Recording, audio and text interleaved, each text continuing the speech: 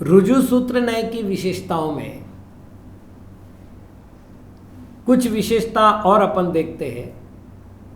हम दिन भर में कई सारी क्रियाएं करते हैं, भोजन, पान, ये समस्त व्यवहार हमारे व्यवहार का विषय बनते हैं। रुजु सूत्र न्याय में इस प्रकार का कोई भी व्यवहार संभव नहीं है, क्योंकि व्यवहार का आधार पर द्रव्य होगा।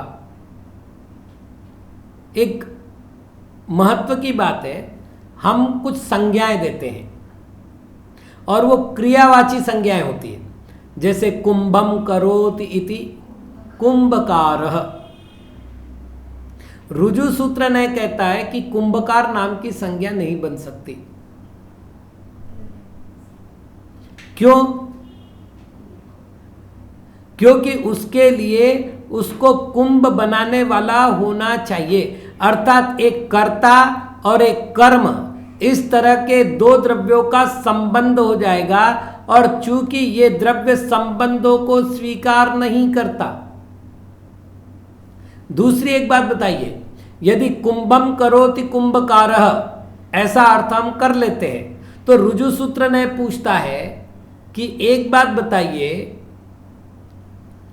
कि फिर मृत्तिका से मृतपिंड बनाने वाले को क्या कहेंगे? मृतपिंडकार। फिर मृतपिंड से स्थास, कोष, कुसुल आदि पर्याय बनती है, तो फिर स्थास बनाने वाले क्या कहेंगे? स्थासकार, कोषकार, कुसुलकार। जबकि हम क्या कर रहे हैं, मिट्टी लाने वाले से लेकर के घड़ा पूरा बनाने वाले को, यहां तक कि घड़े को अग्नि में पकाने वाले को हम कुंभकार कह रहे हैं। तो क्या कुंभ बनाना केवल एक क्रिया है? तो एक क्रिया नहीं है, अनेक क्रियाओं का एक समुदाय है। और रुजु सूत्र न्याय के अनुसार एक द्रव्य अनेक क्रिया या अनेक द्रव्य एक क्रिया नहीं कर सकते। इसलिए कुंभकार अथवा रसोईया इत्यादि जो शब्दों का प्रयोग कर्ता कर्म के अनुसार होते हैं, रुजु सूत्र ने इनको स्वीकार नहीं करता। रुजु सूत्र ने क्षणक्षायी है, अर्थात क्षण भर में विनष्ट होने वाला है। इसलिए इस नय को उत्पन्न प्रध्वंसी विषयग्राही नय कहा है। ये नय की दृष्टि में केवल वर्तमान क्षण मात्र वस्तु है, अर्थात हमने जो कहा भूतकाल, वर्तमान काल, भविष्य काल, ये इसको स्वीकार नहीं कहता है। वस्तु कितनी है? वर्तमान काल प्रमाण वस्तु है। फिर एक बात हमने जैसे कहा, जैसे कैरी हरी थी, आम केसरिया या पीला हो गया, तो हमने कहा हरा वर्ण पीला हो गया। ठीक। रुजु सूत्र ने कहता है जिसमें समय भिन्नता हो वह क्रिया रुजु सूत्र नय को स्वीकार नहीं है। क्यों? क्योंकि समय भिन्नता पर संबंध स्वीकार किए जाएंगे तो पहले तो आपको कैरी में और आम में एक जातीय संबंध स्वीकार करना पड़ेगा, और दूसरा भूतकाल भविष्यकाल स्वीकार करना पड़ेगा। जबकि अभी मैंने कहा कि रुजु सूत्र नय का विषय वर्तमान काल मात्र है, इसलिए कैरी आम बनती है, आम का अचार बनता है, इत्यादि बातें इस नय को स्वीकार नहीं है। एक ही पदार्थ कार्य और कारण भाव को प्राप्त होते हैं। यहां अनेक पदार्थ कार्य नहीं है, अनेक पदार्थ कारण नहीं है। मतलब कारण भी निरुपाधिक है, निर्हेतुक है, कार्य भी निर्हेतुक है। मतलब जैसे लोक व्यवहार में मैं क्या कहूंगा, मेरे गुरु ने मुझे दीक्षा दी, तो गुरु हो गए मेरे दीक्षा के कारण और मैं हो गया दीक्षा का कार्य। लेकिन दो द्रव्यों के आधार पर क्रिया नहीं होती, इसलिए रुजु सूत्र ने कहेगा विनाश भी निर्हेतुक है और उत्पाद भी निर्हेतुक है। मतलब कोई हेतु नहीं, मतलब मेरी दीक्षा क्यों हुई, तो दीक्षा होनी थी इसलिए हुई। मेरी गृहस्थावस्था का विनाश क्यों हुआ, तो दीक्षा के कारण नहीं हुआ, निर्हेतुक है, कोई हेतु नहीं है उसमें। जो होना है वो हो रहा है, जो नहीं मतलब कार्य होना है वो कार्य हो रहा है, जो कारण होना है वो कारण होना है। कारण का भी कोई कारण नहीं, मतलब विनाश का भी कोई कारण नहीं और उत्पत्ति का भी कोई कारण नहीं। कारण के बिना ही कार्योत्पत्ति को स्वीकार किया जाता है। वैसे न्याय शास्त्र में कारणानुसारी कार्यम की स्वीकृति है और उसी न्याय में जो नए नाम का भेद है, उसी नए में जो रुजु सूत्र नाम का नय है, वो कहता कारणानुसारी कार्य नहीं होता, क्योंकि कार्य हमेशा निर्हेतुक होता है। अब आप अगर इस नए के आधार पर आप ग्रंथों के अर्थ करने लग जाओ तो तदिंद्रिया इंद्रिय निमित्तम सूत्र गलत हो गया, बंध हेतु भाव निर्जराभ्याम कृष्ण कर्म विप्रमोक्षो मोक्ष सूत्र गलत हो गया। क्यों? क्योंकि आपने कारण मान लिया। छठे अध्याय में जितने कारण माने तत्प्रदोष निन्नो मात्सर्यांतराय साधनो घाता ज्ञान दर्शनावरणयो हो, गलत हो गया। मिथ्या दर्शनावृत्ति प्रमाद कषाय योगा बंध हेतु गलत हो गया, क्योंकि ये कहता है किसी का कोई कारण नहीं होता और किसी कारण का कोई कार्य नहीं होता। कारण और कार्य की कोई संबंध नहीं है, इसलिए कारण के बिना ही कार्योत्पत्ति होती है और कार्य के बिना कारण के बिना ही कार्य का विनाश होता है। अब ये सारे रुजु सूत्र नय के पक्ष सुनने के बाद एक प्रश्न उपस्थित होगा, ऐसा करने से आगम मार्ग अर्थात मोक्ष मार्ग, लौकिक मार्ग अर्थात संसार मार्ग, दोनों का विनाश हो जाएगा, क्योंकि आप कुछ भी तो नहीं कर पाओगे। तो उत्तर है होने दो, हम व्यवहार की चर्चा नहीं कर रहे हैं, हम ये कह रहे हैं कि रुजु सूत्र नय का विषय क्या है। व्यवहार का जब भी प्रवर्तन होता है वो व्यवहार 7 नयों के अधीन चलता है, एक नय के अधीन नहीं। इसलिए एक नय स्वीकार नहीं करता हो तो ना करे, किंतु जब जब भी रुजु सूत्र नय की चर्चा चलेगी तो यही व्यवस्था उसमें संदर्भित होगी, दूसरी व्यवस्था इस नय को मान्य नहीं होगी। आगे है शब्द नय। शपति अर्थात बुलाता है, पदार्थों को कहता है, उसको शब्द नय कहते हैं।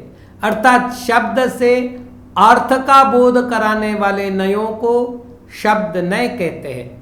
टिप्पणकार ने लिखा है शब्दात व्याकरणात् प्रकृति प्रत्यय द्वारेण सिद्ध शब्द शब्द नयः। मैं एक छोटा सा उदाहरण दूं ताकि सारी बातें सिद्ध हो जाए। एक शब्द मैं प्रयोग कर रहा हूं सुक्ति, इसमें सु जो है वो उपसर्ग है। अब बचा उक्ति। उक्ति शब्द में वच धातु है और तिन प्रत्यय है।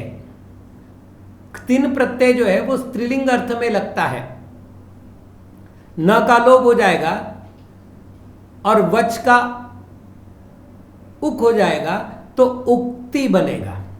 तो सु उक्ति सुक्ति। अब इसमें यहां पर कह रहे हैं प्रकृति प्रत्यय द्वारेण सिद्ध शब्द। अब हमें यहां देखना है प्रकृति क्या है, प्रत्यय क्या है और उसके द्वारा सिद्ध शब्द क्या है। तो सु उपसर्ग रूप प्रत्यय है। प्रत्यय दो प्रकार के हैं, जो पहले लगते हैं वो उपसर्ग रूप प्रत्यय है, जो बाद में लगते हैं वो या तो धातु प्रत्यय है या कृत प्रत्यय है। या तद्धित प्रत्यय, प्रत्ययों के भी कई सारे भेद हैं। तो यहां पर सु प्रत्यय, और अपन एक काम करें, सु को प्रत्यय न मानकर केवल उपसर्ग मान लेवे। वच धातु है, और जो धातु का मूल रूप होता है उसे कहते हैं प्रकृति। शब्द अथवा धातु के मूल रूप को प्रकृति कहते हैं। तो वच हो गई प्रकृति और 3 हो गया प्रत्यय। तो प्रकृति, प्रत्यय और उपसर्ग मिलकर के एक शब्द बना जिसको हमने कहा सुक्ति। तो ये कहते हैं कि शब्दात, शब्द से अर्थात व्याकरणार्थ, व्याकरण से। और व्याकरण से का अर्थ क्या करना है? प्रकृति प्रत्यय द्वारेण, प्रकृति और प्रत्यय, द्वारे ने माध्यम, साधन, प्रकृति और प्रत्यय के माध्यम से जो सिद्ध शब्द, सिद्ध यानी निर्मित होना, सिद्ध यानी तैयार होना, निष्पन्न होना, जो नवीन शब्द निष्पन्न हुआ है। अब टुकड़े कर लो आप, सु वच 3, इनसे नवीन निष्पत्ति क्या हुई? सुक्ति। तो ये सुक्ति क्या हो गया? सिद्ध शब्द हुआ। इस सिद्ध शब्द को जो स्वीकार करता है उसे शब्द नय कहते हैं। ये टिप्पणकार के द्वारा दिया गया एक अर्थ है। अनेक शब्दों का इस नय ने एक वाच्य स्वीकार किया है। उदाहरण के लिए शक्रः, इंद्रः, पुरंदरः, ये तीनों अकारांत शब्द है, प्रथमा विभक्ति के एक वचन के शब्द है। अनेक शब्द हो गए ये, क्योंकि 3 हो गए ना। संस्कृत भाषा में एक वचन, द्विवचन और बहुवचन होते हैं। बहुवचन को अनेक कहते हैं, जो कि 3 हो गए तो अनेक हो गए। और भी हो सकते हैं, अपन यह उदाहरण के लिए 3 ही शब्द देख रहे हैं।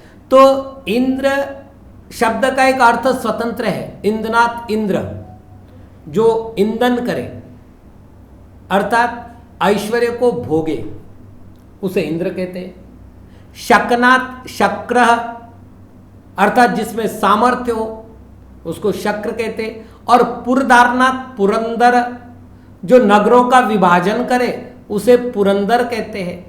तो प्रत्येक शब्द का अपना अपना एक एक अर्थ होता है। ये नहीं कहता ऐसा हम नहीं मानेंगे। हम ये कहेंगे अनेक शब्दों का एक वाच्य होगा, अर्थात इंद्र, पुरंदर, शक्र, इनका मैं एक अर्थ करूंगा शचीपति, सुरपति, देवों का राजा। तो हमने क्या किया? अब शक्र का भी प्रयोग किया, इंद्र का भी प्रयोग किया।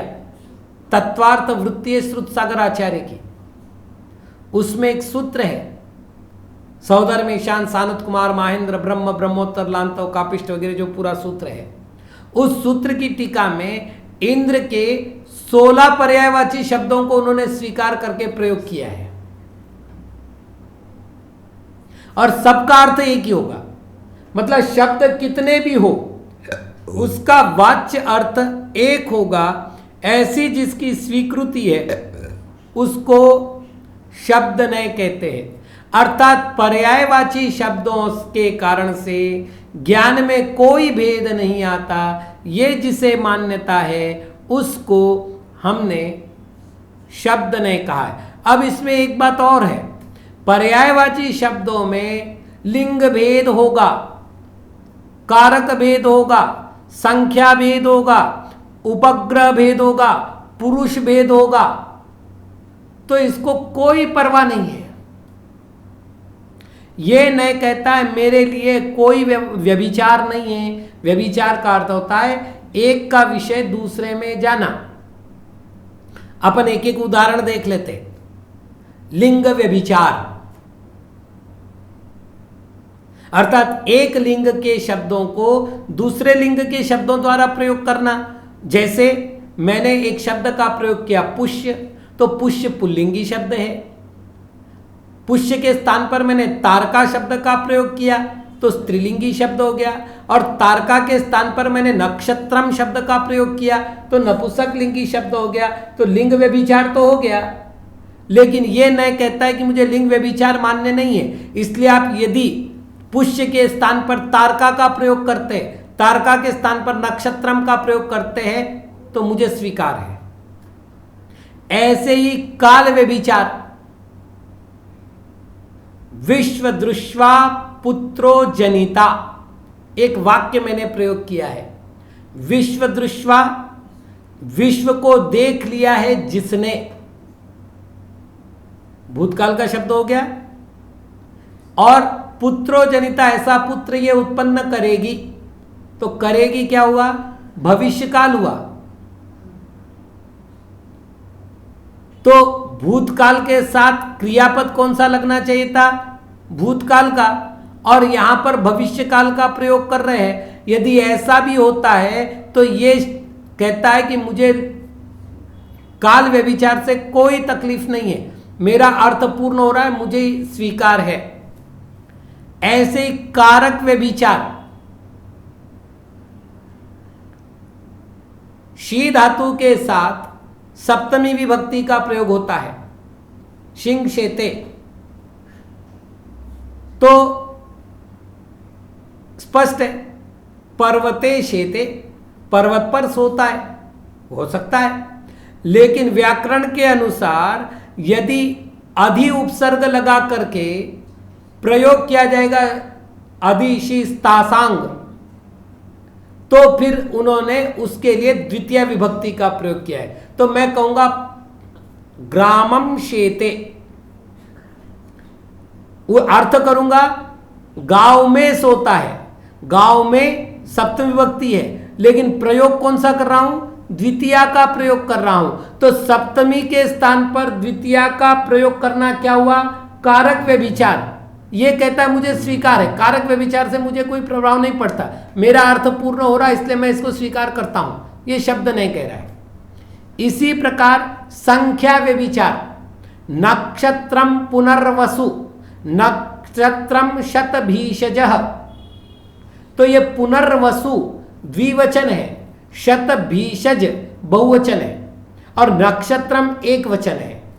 एक वचन के स्थान पर द्विवचन का प्रयोग, एक वचन के स्थान पर बहुवचन का प्रयोग, बहुवचन के स्थान पर एक वचन का प्रयोग, व्याकरण में ऐसे कई सारे प्रयोग पाए जाते हैं। उन प्रयोगों को स्वीकार करे कि नहीं करे, शब्द ने कहेगा कि मुझे कारक व्यभिचार से, ये संख्या व्यभिचार से कोई अंतर नहीं पड़ता, मुझे स्वीकार है।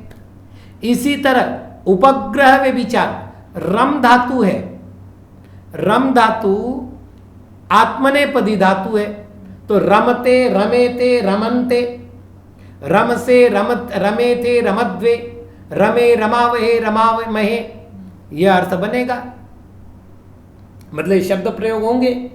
लेकिन यदि इसके पीछे मैं कोई उपसर्ग का प्रयोग करता हूं तो यह धातु आत्मनेपद में प्रयोग होने लग जाएगी।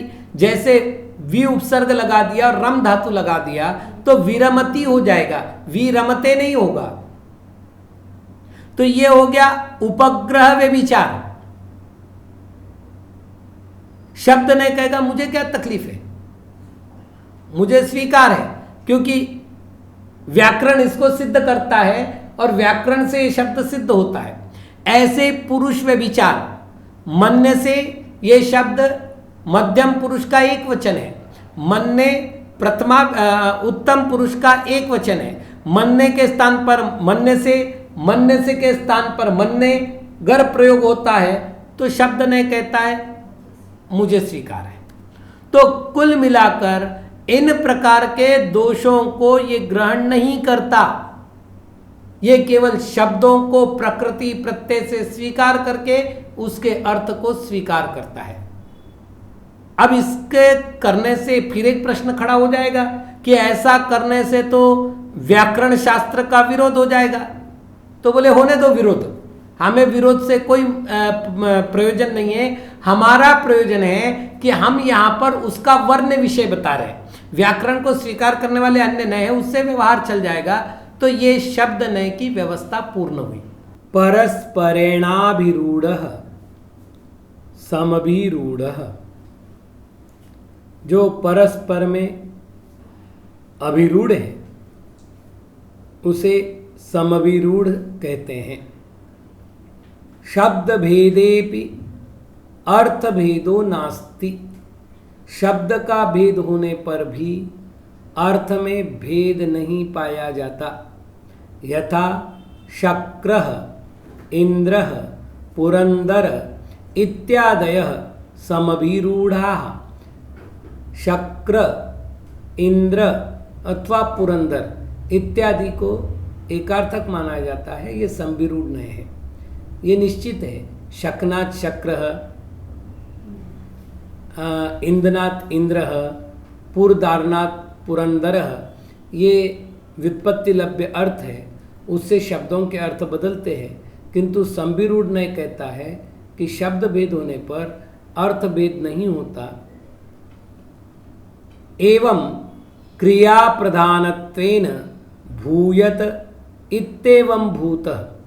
एवं भूत, इस शब्द में दो शब्द है, एवं और भूत।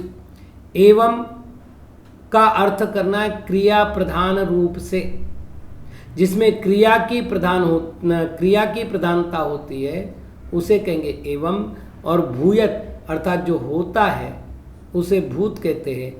तो जिस समय जो क्रिया हो रही है उस समय उसकी प्रधानता से उसे ग्रहण करने का नाम एवं भूत है।